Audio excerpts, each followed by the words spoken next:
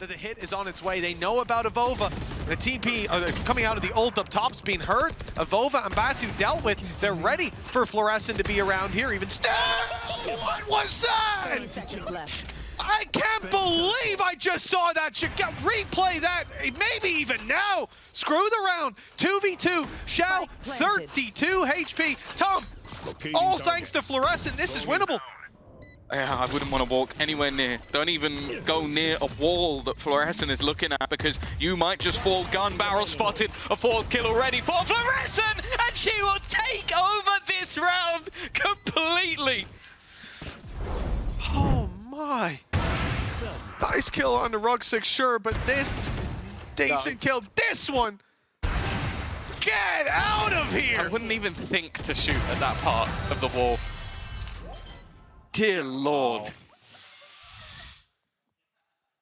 Nice! What do you think, Flood? Florescent is probably one of the most talked about players when it comes to Valorant's professional space. It almost seems like every single game that she plays has all the highlights covering just her insane plays and accuracy. So I want to take a dive a little deeper into this player that everyone is talking about and see what exactly is the big deal.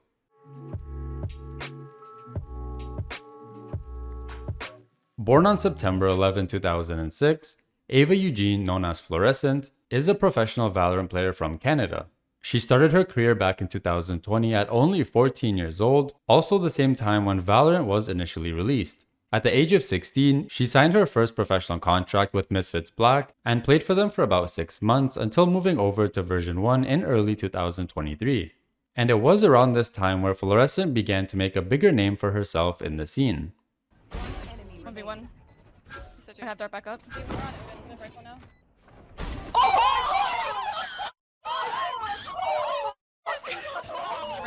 Yeah, I broke. Follow my wall. Lower. Nice, 5v4. No, The use drone. Sound, flanking. Yep, I'm just safe. Where was she? I'm getting out. Flanking it right now. Literally one shot. 30 seconds left. Nice. Holy. Okay, Flora. Drop. Then Nice. fighting left. Right. Can you fight left with me? Fight left with me now. Fight left. I'm wrapping left. I'm cracked. 2v1. Nice. I'm so sorry, Lexi. Why? I killed him. It's okay. Because it's gotta be inevitable. There it is. Alexis on the flash floor patiently. Has 2 satchels, doesn't use any of them to go. In fact, just shoots the ult, gets the kill.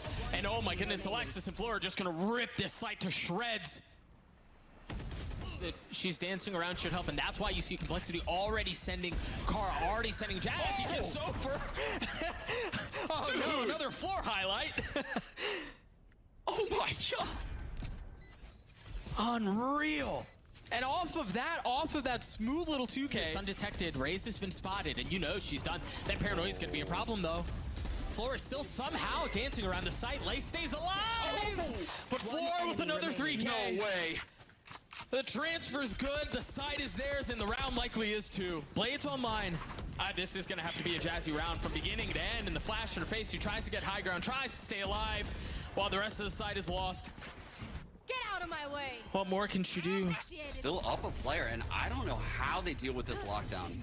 No way. What? No way! The pathing from Flora and the height is too much. I've got your trail. That was so sick. She's gonna get detained too, but There's a half coming in from Jazzy. they're just not interested. She's gotten it that far, and now she can reaggress. She can take the space once more. Still has blades. She doesn't even need a flash. She's just gotta fight through this on her own. Lace from up top, a 1v3. One of them's weak. This seems impossible. D1 is giving her no bites. Yep. By November of 2023, she joined the team Shopify Rebellion, marking one of the most successful transfers that the team had ever made. After her addition, Shopify Rebellion went on to winning 2 consecutive World Championships in VCT Game Changers. If you don't know what VCT Game Changers is or have only heard about it, basically it was a program introduced by Riot Games back in 2021 to create new opportunities and exposure for women and other marginalized genders within Valorant's esports. Due to the diverse community that Valorant has, Riot introduced this program to build a more inclusive professional scene. After initially winning the Game Changers Championships in 2023, Shopify Rebellion went on to win the tournament again in 2024. And both times, Florescent was awarded with the MVP designation. Yeah, look at Sarah. She's got a good line here for B main with her Hunter's Fury, but it looks like Shopify, they're okay with letting this Killjoy ult go off. They're gonna reenact their retake protocols here. Now fully committing. The spray is coming out from the Odin. Good the teams. pings through, running through the volleys. Mel gets the first blood. Georgina answers back. Now committed within the site. Hunter's Fury now comes through. Trying to get some pings towards the back of the site. It lands. It kills Bizarro. Only 2 kills away needed here for Shopify Rebellion. Closing the gap. Psyche in the back doing whatever she can. But she cannot. It's up to Georgina, who has clutched it before. Spike is down out the open. Florescent gets the kill. The Rebels resist the push from the Dark Horse. And Shopify Rebellion are your game changers, champions. What a way to finish. So much doubt coming into this map 5. Is that PTSD gonna affect? You make the joke, but it's real. Like, she's the type of player where it's never enough for her. She's never satisfied. She just wants to be perfect. And honestly, with some of the stuff we're seeing, perfect. it's damn near. And that's a pursuit of perfection that, again, Mel has instilled in the team from day one, and that's what's gotten him to this point. I think to recap and to kind of reflect on the outrageous year that Shopify off to a pacey start. Florescent's already gonna get so much information. The trip is different though. Luckily for her, she decides to go through window. Early blind from Mel. The dart is huge. Oh, Floor just rips them to shreds. 2 big kills, but they're not out of it yet, MIBR. 3 players, desperate. Oh my god, oh my god. Has to dodge. Jelly almost went down on that. And in the post plant we go. SRN and Jelly, the 2 headliners for MIBR, still alive. Posted on duty is Neuer, operator locked in, and Melissa still there as well. Smoke towards long. We need a tap on that spike. We need something. Neuer forced off the angle. A couple of shots back and forth. The double swing. SRN not willing to let go of this. Not willing to give this one up. Was it all for naught? It's OT or it's GG, and we dive into it. Floor's got ult, Sarah's got ult. On the other side, 1 away for SRN. TP with Sayori, Jubes as well, and it looks all in. It looks direct. It looks like it's just straight towards that C site. Floor dodged the blind. She's just biding her time, waiting for that dart, and that blind lands from Mel. And look at this, they line up. Oh! Florescent! Never knowing defeat, pushing forward, pops the ult. You're gonna really secure this victory with an ace. If it was anyone else, I might doubt it, but Florescent is one of a kind! 1 more kill! Shopify Rebellion on the verge now, moments away, as Melissa has to face the music to take that walk. Gonna die for her. You absolutely won't, Melissa. Still powers forward, but time is ticking. And 3 more to go. Shopify looking to secure. And Neuer, the final blow there. Nothing in this world would have kept Mel from that stage this time. Shoulder to shoulder with her side, securing their back-to-back win. And what a way. That's not the only accolade one of their players will be getting, and I'm thankful to be joined by Leo Faria from Riot Games to present this award. Thank you, Mimi. So look, we are incredibly inspired to see the passion, the hard work, and the level of talent in this year's Game Changers Championship. To see these players taking up the stage and showing the world what they're capable of. The MVP award is about celebrating the one player who rose above everyone else. And it is my honor to present the 2024 Game Changers Championship MVP for a player who received 100% of the votes, Florescent.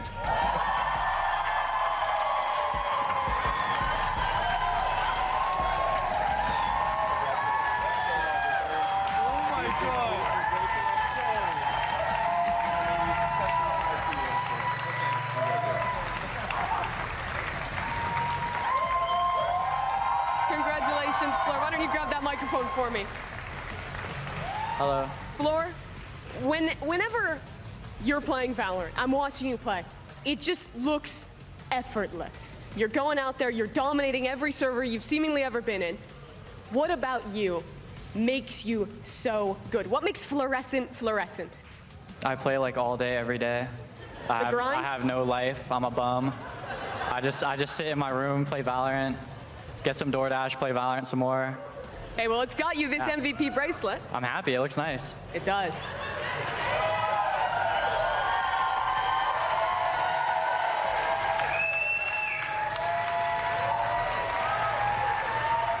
Floor, in the short 2 years that you've been a Science Pro in Valorant, you've done a lot. You've won every global event you've won a number of trophies back in NA.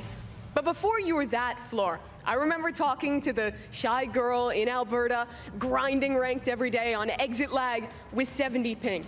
When you look back, do you think that she ever would have seen you here? No, definitely not. I'm like, no life, Valorant all day. I thought I'd just play ranked for the rest of my life. So this is pretty nice. Well, that must be amazing then. To get to be here and now have this as well.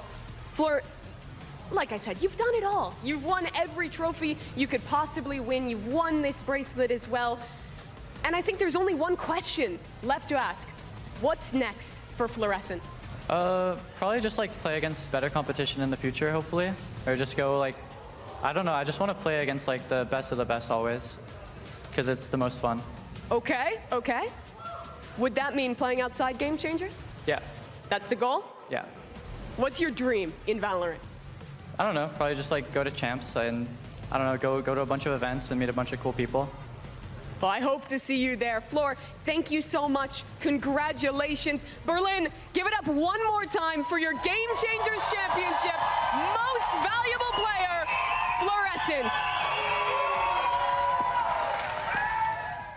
Not only that, but she was the youngest player during the Game Changers Championships in 2023 at only 17 years old, and she set the record for the most kills in a single Game Changers International Series at 112. While Florescent was making big waves in the professional Valorant space, she still isn't done yet. Florescent became the first ever player to transition from Game Changers to the Valorant Champions Tour after being picked up by the team Apeks. With Apeks having a history of success in Valorant's tournaments, winning first place in 4 Valorant Challengers tournaments and once in VCT Ascension EMEA in 2024, it was time for the team to make an impact in the VCT 2025 EMEA tournament. And with the addition of Florescent to the roster, it looks like Apeks really has a good chance of making a bigger name for themselves among the top teams around the world. Making them weaker. Yeah. Competition they face on a daily basis wouldn't prepare them. They did lose their first match in Ascension, to be fair. It didn't look great, Tom. It didn't look great. I was worried. But in the end, we've made it here. 8 chances to lock in that spot in VCT. To put to bed this series that Pacific have fought so damn hard for. But history, this time, doesn't look to repeat itself as Malsey picks up the first. The dominoes start to fall with damage done to comeback. He's on 10 HP, the man who's pulled them out of so many tough spots in this series, in this tournament, but now he's gone in what could be the last round. Jellicent trying his best, but flanked out, and LaRock is all that stands of their chances. 1 HP on Solkas. Perhaps it's Avova, the first strike champion, the hero of old, to step up to the mantle once more. Or with 1 HP, Solkas, one of the longest standing tier 1 players, Liquid for 3 years. He might just make his way back, but it'll be Avova to bring him there. A 1 versus 1 for a VCT EMEA slot. I just have to wait 30 seconds left. a little longer. LaRock is not looking to give this one up. The 16-year-old prodigy stands between his opponents and everything. Not just the trophy, the VCT spot, but for a lot of these players, it's a chance to prove that they've still got it. That they can make their way back even when dropped, even when left by previous teams. Avova, he's been around for a long, long time and looks to try and face off against one of those new kids on the block. He spotted him. That final kill is absolutely everything. Timing comes down to the last second. He's got himself the paranoia, leaves him completely blind. And Avova is going to send Pacific packing. It is Apeks to undo everything.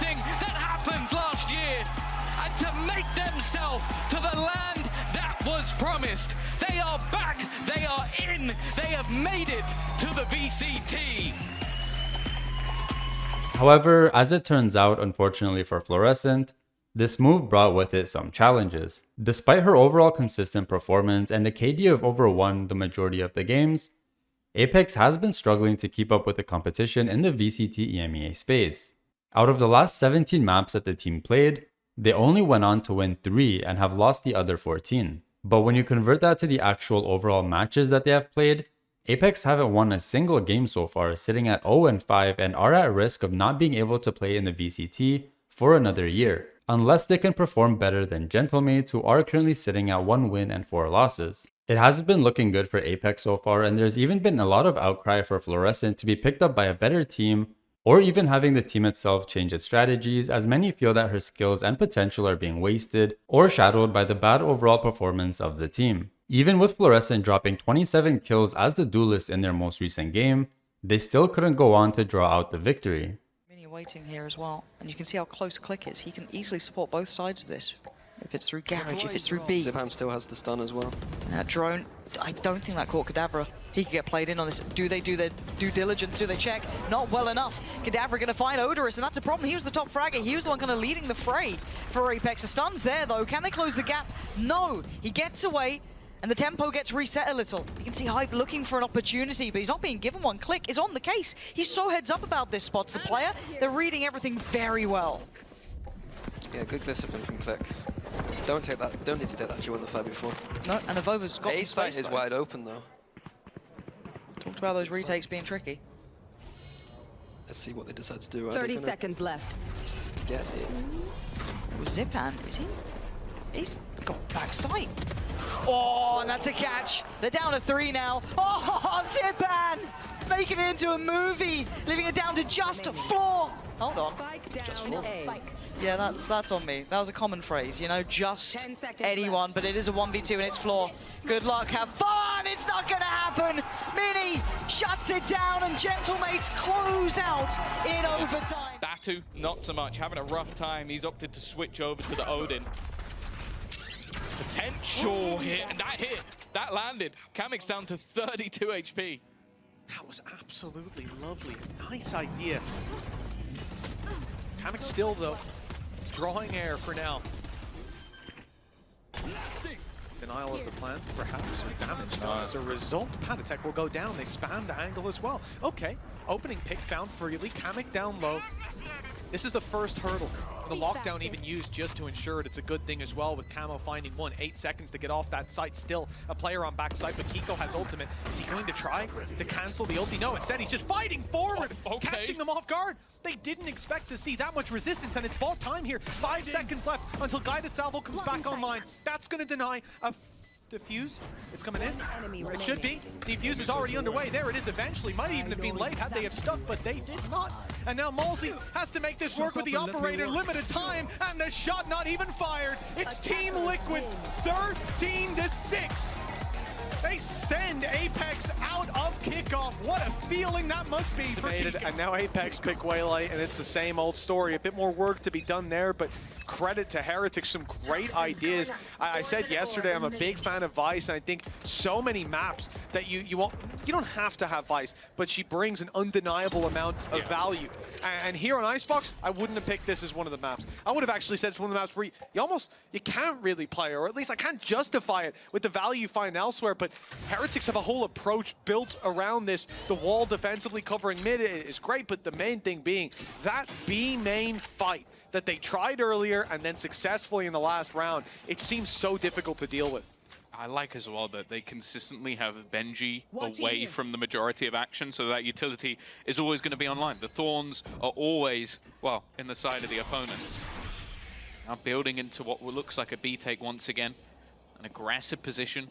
Drone also being utilized. That Sova combination with Teo gives them a lot of info. Yeah, Benji. Dark Rose came back. To try and take some control. Batu is the only man not with the rest of the squad. Well, neither of them ends up going down. That Rolling Thunder has been utilized. A Hunter's Fury in combination and a Viper's Pit as well. Everything being thrown in here, but the fact is that first kill has still gone the way of this defensive side. Another for Minibu as he goes running into the site. Even looking to try and spam back in. Another comes up for Benji within it. And they still haven't planted. They still need to get that spike down. There's only 10 seconds left for them to deal with this. And they haven't dealt with the players within this Viper's pit. It is done. It is dusted. The result will end as expected. You know, things are getting desperate when you have to stick a plant inside your opponent's Viper's pit. That is decimation. But still has quite a lot to live up to if he wants to take that #1 operator. I think Florescent might be making a claim to that after what we saw earlier. Even still, though, that was the start of what is an incredibly long journey back for Apeks. Indeed, yeah, it is. Marathon from this squad needed. One stumble and they will fall. It's not going to land. It did, it was a leg. He ends up going down. You're right, yeah, Malsey went down to 5 HP, but still, he's the one to fire right back, take Koala Noob out, eliminate the off, and eliminate the showstopper. Another big danger dealt with. The difference would have been the loss of supportive utility and a Rolling Thunder, and instead it ends up as the loss of an operator and a showstopper. That fight is probably far more valuable than many will realize. Again, though, it's going to be a long rotation back through the spawn. Florescent, obviously, you can see her going back in the other direction, but does have a gate crash, which will mean she can quickly join up with the team. The scary prospect is, though, they are walking into what is pretty much all of the utility. Vice set up, Xiao as well with some utility of his own. He's been playing off angles the entirety of this game. Florescent is going to attempt to try and bait this one out, but with nothing else being spotted, this could be a problem. Even Rolling Thunder, look at the response. They've put up the vines and then have Xiao playing inside the smoke. It's a nasty spot. Ruxic on the backside, 14 seconds. The plant very much needed, and they throw themselves at Ruxic. He throws them in the trash. 13-6, a dominant conclusion to this series. But they've had enough. Trap. Yeah. 3 players here. Clear left. Oh, Batu. So well. They have to know. Yeah, I think they know that this is a... Oh, maybe not. It seemed like Alpha was holding the angle, but Batu comfortable. Malsey in position. Kayak wants to try and take this firefight, but Malsey's not going to give that advantage away. Now into the 5v4. Fnatic, they don't have a lot of information once that Viper wall goes up. Reliant on Crash, he's holding on tight, but it's leaving gaps. The B side is wide open, and that seems to be where the walkabout is coming with 3 players up in heaven. They can only cast an eye there every so often, and we'll try to make up for that lack of map control with a bit of mid-aggression. If they decide to go down sewers, this could be the perfect play, but it's only one. It's only Kayak. Looking Crashies with the C's, and that's exactly, he's thrown the C's, he's slowed them all down. That could be the perfect piece. Utility as Kayak comes up behind!